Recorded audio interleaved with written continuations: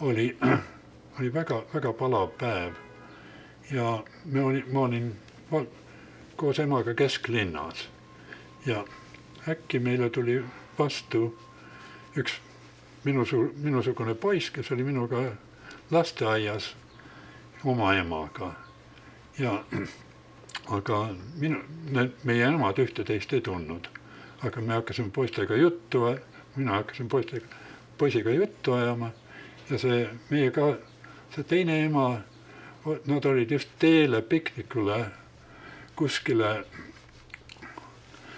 2 raudteejaama Valgast väljas ja kutsusid, et meie tulgu ka. Ja ma ütlesin, mamma, jaa, et kuule, et lähme. Tal olid teised plaanid, aga kuna väga palav ilm oli, siis läksime lihtsalt koju. Võtsime paar asja ja midagi sööki kaasa.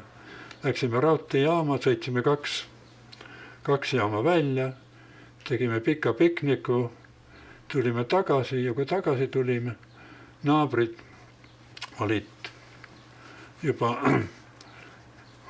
meie majast kaugemal meid ootamas, üks naabrinaine, ja ütles, et kuulge, et ärge ligemale minge, sest 6 Vene sõdurit veoautoga käisid teid otsimas.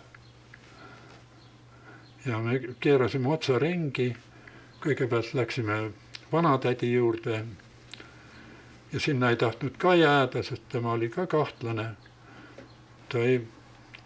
Sest ta mees oli mingisugune kõrgem raudteeametnik ja läksime ühe tuttava tallu Valga ligidal. Aga ööks läksime talust välja ligidale metsa, et juhul kui keegi midagi otsima tuleb, et me mitte ei oleks ütleme nii, ei oleks kättesaadaval. Ja olimegi umbes nädal aega metsas. Meil oli süüa ja meil oli üks suur kamakas sinki oli talust antud ja leiba, aga me ei võtnud palju vett kaasa ega midagi juua. Ja janu hakkas hirmsasti, janu. Ja aga mis me tegime oli seda, et ei julgenud palju ringi liikuda, aga hommikult lehtpuudel oli ütleme veel kerge veekoht peal ja siis me lakkusime tammelehti hommikuks. Ja kuidagimoodi olime kuskil põõsastes, nii et eriti tähelepandav ei olnud. Ja mis me olime sellist nädal või 10 päeva kuidagi. Ja ema ikka kartis, et mis nüüd tuleb ja käib. Me õhtupoolikul hakkasime, kuulsime ligidalt suuri jutuhääli. Ja kuulsime, et kes või mis need on. Ja siis ema sai aru, et need on hoopis kommunistid, kes nüüd on metsa sattunud, metsa jooksnud.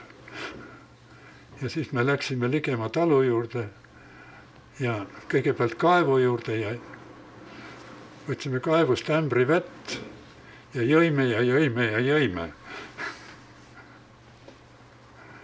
Ja peale seda, ütleme läksime Valka tagasi, aga see Valga arhiiv